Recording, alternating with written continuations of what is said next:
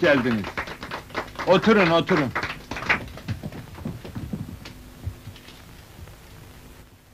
Püf, püf. 1 2 1 2 1 2 3 4. Kocam konuşacak, dinleyin. Muhterem misafirler, sayın yurttaşlar, hep din kardeşiyiz. Aramızda ayrılık gayrılık yok. Muhalifler de can kardeşlerimiz. Bir cami yaptırma derneği kuracağız. Böyle bir derneğin başına, laik, din işini dünya işinden ayıran, akıllı, bilgili, okumuş bir başkan gerek. Avukat Burhan Bey kardeşimizden rica ediyoruz, cami yaptırma derneğinin başına geçsin, bizlere yol göstersin.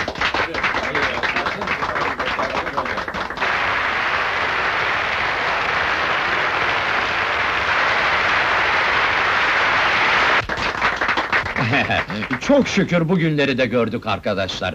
Artık muhaliflik, münafıklık kalmadı. Din kardeşi olduğumuz bilindi. Oy birliğiyle başkan seçildiniz Burhan Bey. Sağ olun. Sayın hemşerilerim, gösterdiğiniz teveccühe teşekkür ederim.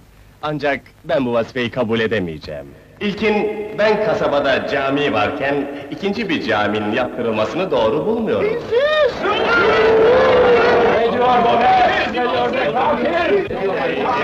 Beyler, bir dakika müsaade edin.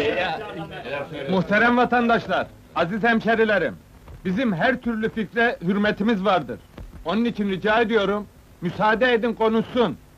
Ak koyun, kara koyun seçilsin. Herkesin niyeti anlaşılsın.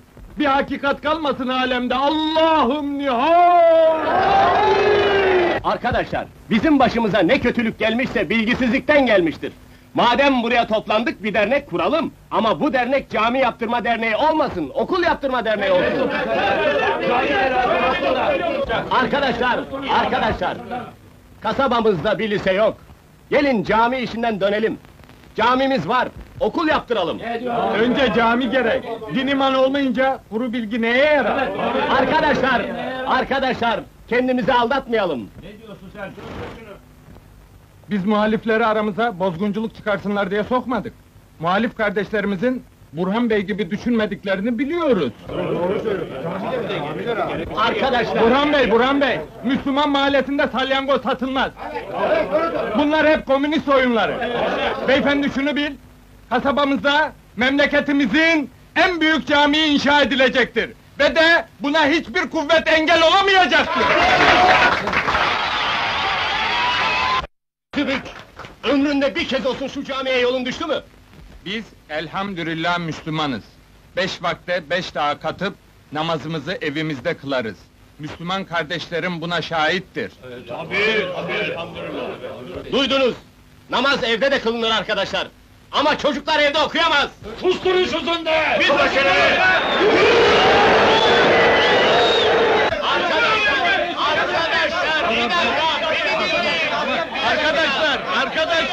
Arkadaşlar, sakin olun.